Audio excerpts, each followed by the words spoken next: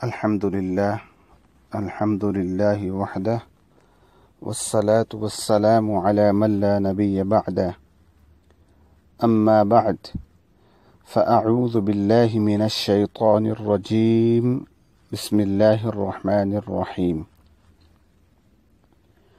إن عدة الشهور عند الله 12 شهرا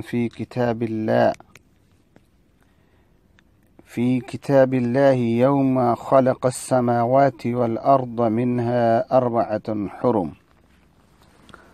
سبحان ربك رب العزة عما يصفون وسلام على المرسلين والحمد لله رب العالمين۔ محترم ناظرین و سامعین، السلام علیکم ورحمۃ اللہ وبرکاتہ۔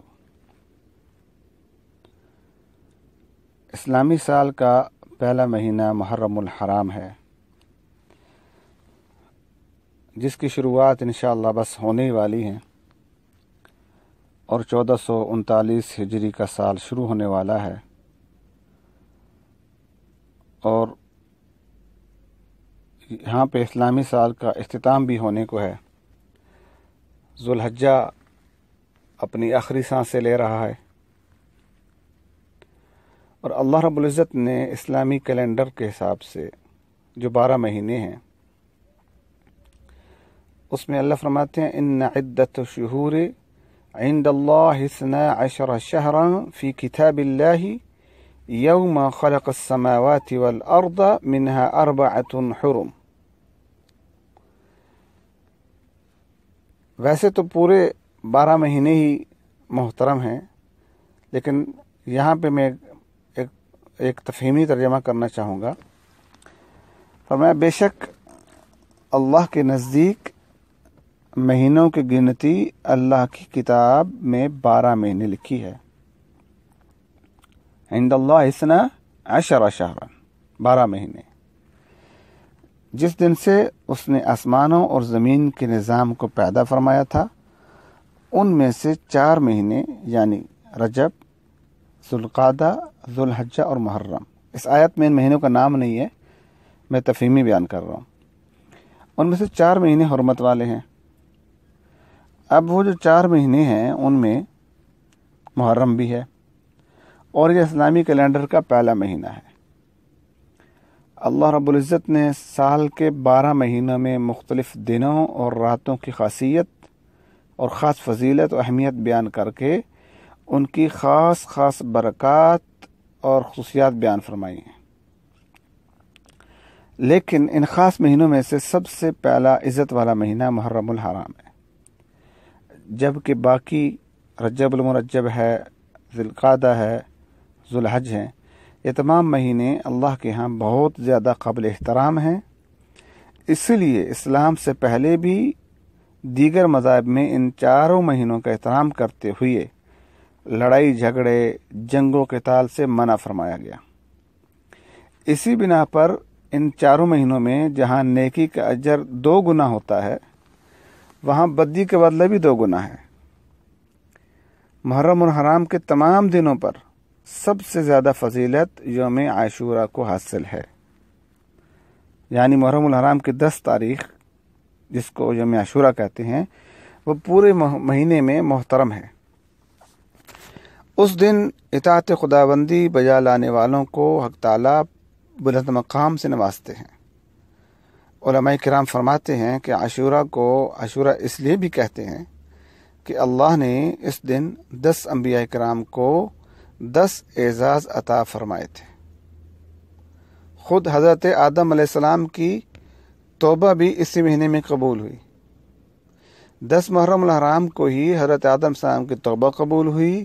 10 محرم کو حضرت ادریس علیہ السلام کو درجات عالیہ نصیب ہوئے، اور 10 محرم ہی کو حضرت نوح علیہ السلام کی کشتی جودی پہاڑ پہ اتری، حضرت ابراہیم علیہ السلام کو خلیل اللہ کا منصب عطا ہوا، اور 10 محرم کو ہی حضرت یوسف علیہ السلام کو جیل سے رہائی نصیب ہوئی، اور پھر حضرت یعقوب علیہ السلام کی بینائی بھی 10 محرم کو لوٹائی گئی۔ سیدنا یونس علیہ السلام کو مچھلی کے پیٹ سے نجات ملی۔ 10 محرم کو سیدنا یونس علیہ السلام کی قوم کی توبہ قبول ہوئی، اور 10 محرم ہی کو حضرت موسیٰ علیہ السلام کی قوم کو فرعون سے نجات ملی، اور پھر 10 محرم ہی کو حضرت عیسیٰ علیہ السلام کو زندہ آسمان پر اٹھایا گیا، اور اسی محرم کی ابتدائی پہلے ہی دن سے قربانی لی گئی۔ خود نبی کریم صلی اللہ علیہ وسلم کے خلیفہ ثانی سیدنا عمر بن خطاب رضی اللہ تعالی عنہ کو محرم کے پہلے دن ہی شہید کیا گیا، اور پھر حضرت حسین نواسہ رسول جگر گوشے بطول سیدنا حسین رضی اللہ تعالی عنہ کو شہادت بھی 10 محرم کو نصیب ہوئی۔ اور کچھ لوگوں کا خیال ہی ہے کہ 10 محرم جو ہے، یا جو محرم کا مہینہ ہے، شاید سیدنا حسین رضی اللہ تعالی عنہ کی شہادت کی وجہ سے مشہور ہے، حالانکہ یہ واقع کربلا سے پہلے بھی اتنا ہی عزت، اتنی ہی احترام والا تھا۔ اس میں جنگ کرنا، اس میں کسی کے ساتھ مطلب زیادتی کرنا جو ویسے بھی ممنوع ہے، لیکن اس مہینے میں اگر آپ کسی کے ساتھ زیادتی کرتے ہیں، جنگ کرتے ہیں، تو اس کا جو گناہ ہے وہ دوگنا ہو جاتا ہے، اس کی زیادتی زیادہ ہو جاتی ہے۔ اور پھر خود سیدنا حسین رضی اللہ تعالی عنہ کی شہادت 10 محرم کو ہوئی، اور وہ اسی وجہ سے ہوئی کہ چونکہ سیدنا حسین نبی علیہ الصلاۃ والسلام کے جگر کے ٹکڑے ہیں، سیدہ فاطمہ الزہرا رضی اللہ تعالی عنہا کے بیٹے ہیں، اور ان کی اس بلندی مرتبہ کی وجہ سے ایک بڑے دن کو منتخب کیا گیا۔ یعنی حضرت حسین کی شہادت کی بڑائی اور فضیلت یہاں سے ظاہر ہو جاتی ہے کہ آپ کی شہادت کو اللہ نے 10 محرم کو قبول فرمایا۔ زمانہ جاہلیت میں اہل مکہ خانہ کعبہ پہ جو غلاف چڑھایا کرتے تھے، وہ بھی 10 محرم کی تاریخ کو ہوتا تھا۔ اور پھر سب سے بڑھ کے یہ کہ یہ جو دنیا ختم ہوگی، جب قیامت قائم ہوگی، وہ دن بھی 10 محرم کا ہی ہوگا۔ تو ناظرین، محرم الحرام میں بہت بڑی فضیلتیں ہیں، لیکن 10 محرم کی فضیلت زیادہ ہے۔ خود نبی کریم صلی اللہ علیہ وسلم کا فرمان ذیشان ہے۔ اللہ کے نبی صلی اللہ علیہ وسلم فرماتے ہیں، یوم عاشورہ کا روزہ رکھو اور اس میں یہودیوں کی مخالفت کرو۔ اس سے پہلے یا بعد میں بھی ایک دن کا روزہ رکھو۔ مخالفت کس معنی میں؟ یعنی یہودی بھی 10 محرم کو اس وقت ایک قابل احترام دن کے طور پہ منایا کرتے تھے، اور وہ 10 محرم کا روزہ رکھتے تھے۔ تو اللہ کے رسول نے کیا فرمایا؟ من تشبہ بقوم فہو منہ، جو کسی قوم کی شبہات اس کی نقل کرے وہ اسی میں شمار ہوگا۔ لہذا اللہ کے رسول نے فرمایا کہ اس کے 10 محرم کے ساتھ ایک روزے کا اضافہ کرو، یعنی یا تو عاشورہ کا روزہ جب بھی رکھیں تو ساتھ میں 9 تاریخ کا یعنی 9 تاریخ اور 10 کا رکھ لیں، یا اگر 9 کا نہیں رکھتے تو 10 محرم کے روزے کے ساتھ 11 محرم الحرام کا روزہ بھی رکھ لینا بہتر ہے۔ اور رمضان مبارک کے جو روزے فرض ہوئے، رمضان کی روزوں کی فرضیت سے پہلے محرم الحرام کا جو عاشورہ کا روزہ فرض ہوا کرتا تھا، لیکن جیسے ہی رمضان کے روزے فرض ہوئے تو محرم کا روزہ ایک مستحب یا سنت عمل یا نفل عمل کے طور پہ آ گیا، لیکن اس کی فضیلتیں بہت بڑی ہیں۔ محرم الحرام کے روزے کی فضیلت کے بارے میں اللہ کے رسول صلی اللہ علیہ وسلم کا فرمان عظمت ہے۔